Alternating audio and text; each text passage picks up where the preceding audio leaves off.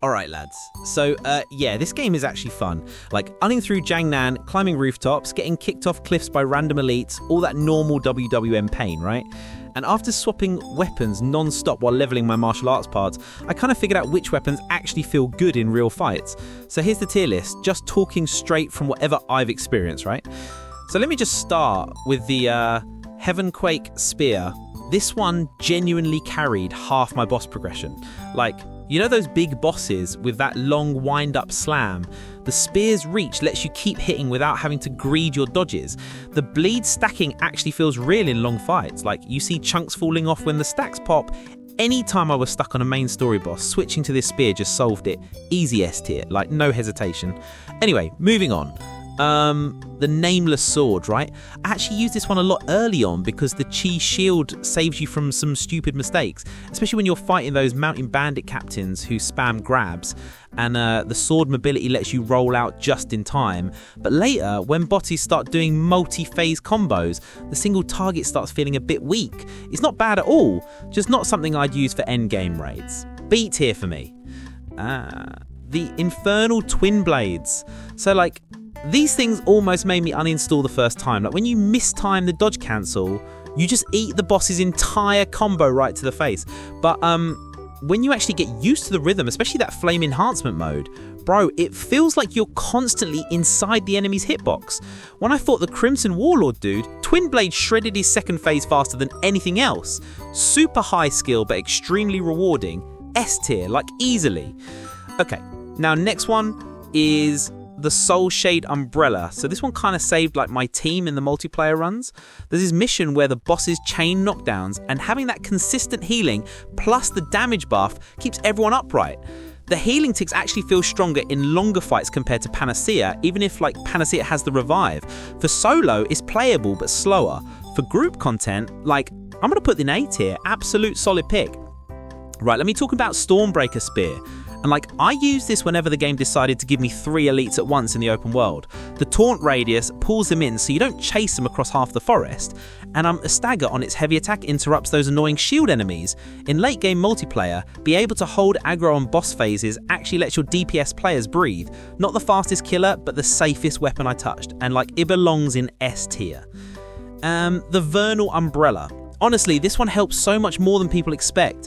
In early Jiangnan, when mobs run around spamming ranged attacks, the Umbrella's projectile coverage is wide enough to hit half the camp. The Immobilize skill is great for the wolf packs too. But once you start hitting stuff like the Corrupted Generals or High Armor Elites, the damage gets slower. Still a really comfy A tier. Right, next up is Strategic Sword, and this one's the pure boss killer.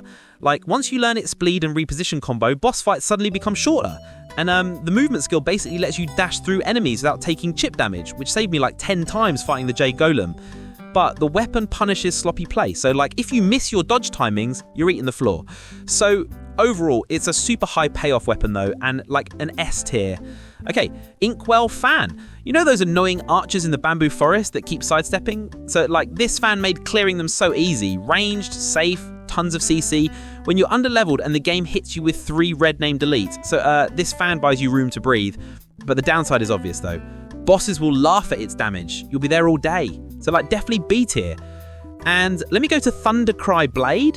I used this when I was undergeared because the shields straight up save your life. Especially when you get caught in one of those chain slam combos, the blade's tankiness stops you from getting one tapped.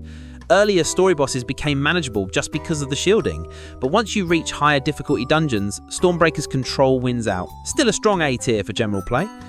And the Immortal Rope.